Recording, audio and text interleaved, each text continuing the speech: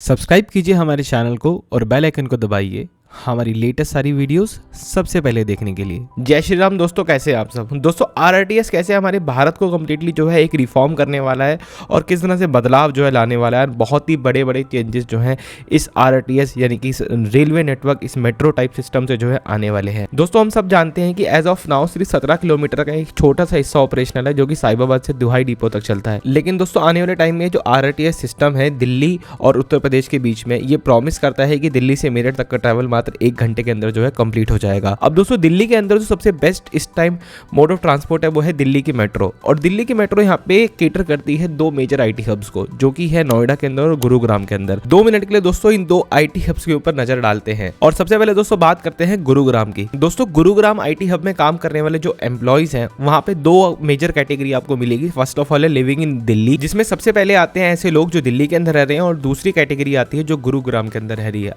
अब जो दिल्ली में लोग रह रहे हैं उनके लिए लाइफ लाइन दिल्ली की मेट्रो इज इंपॉर्टेंट। दिल्ली के अंदर येलो लाइन है जो आपको 1 घंटे के अंदर दिल्ली से गुड़गांव की एक बढ़िया सी कनेक्टिविटी देती है, जहां पे आप गुड़गांव के अंदर साइबर हब जो है पहुंच सकते हैं।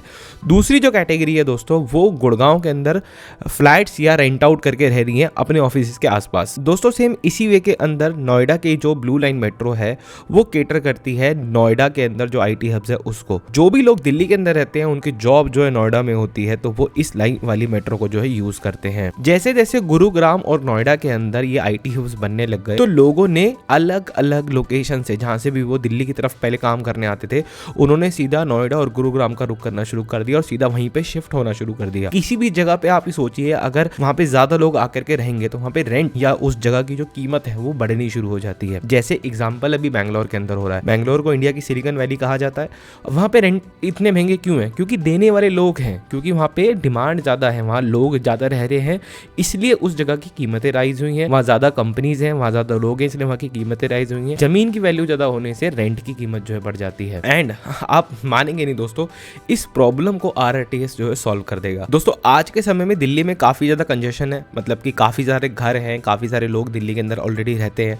एंड दिल्ली में बिकॉज ऑफ दैट घर खरीदना ईजी नहीं रह गया है। मान लीजिए ये जो आरटीएस सिस्टम है ये अब बनना शुरू होता है दिल्ली मेरठ के बीच में, 1 घंटे में दिल्ली से मेरठ जो है जा सकते हैं। ऐसे में अगर कोई पर्सन की जॉब दिल्ली के अंदर होती है, वो घर लेने की सोचता है मेरठ या मिड वे में कहीं पे भी, तो आरटीएस उसको एक कनेक्टिविटी यहाँ पे ला करके देगा जिससे वो इजीली जो है अप एंड डाउन कर पाएगा। उदाहरण के तौर पे हम आपका एग्जांपल ले लेते हैं। मान लीजिए आप ग्रेजुएट होता है, आप जो भी पढ़ाई कर रहे हैं वो पढ़ाई करने के बाद आपको इंटरव्यू देते हैं एंड आप इंडिया के किसी भी स्टेट में रहते हैं, लेकिन आपकी दिल्ली में नौकरी लग गई।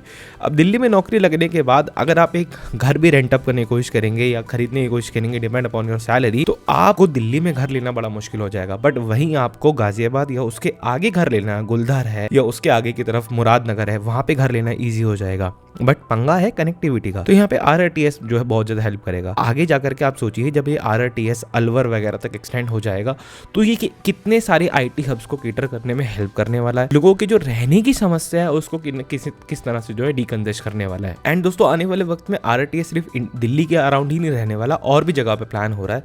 एग्जाम्पल समझिए, अगर मुंबई में ये आरटीएस बन जाता है तो जो लोग नवी मुंबई या भाईंदर वानगांव की तरफ जो रहते हैं उनको कितना ज्यादा हेल्प हो सकेगा ट्रैवल करने में, अपने ऑफिस वगैरह में पहुंचने में। एक बहुत नटशेल में दोस्तों बात करूं तो आरटीएस किसी भी जगह पे ना कोई क्लस्टर नहीं क्रिएट होने देगा लोगों को रहने की प्रॉब्लम कभी नहीं हो पाएगी। एंड ये वाइसा वर्सा भी करेगा। जैसे एग्जांपल समझिए, लोग अगर दिल्ली में रह रहे हैं, आरटीएस के कारण मेरठ में भी इंडस्ट्री सेटअप हो पाएंगी, वहां पे बड़ी बड़ी कंपनीज ओपन होंगी जो कि जॉब अपॉर्चुनिटीज देंगी और दिल्ली से लोग जो है वहां पे ट्रैवल कर पाएंगे। यही सभी जगहों पे इस तरह से कुछ ना कुछ जो है होगा।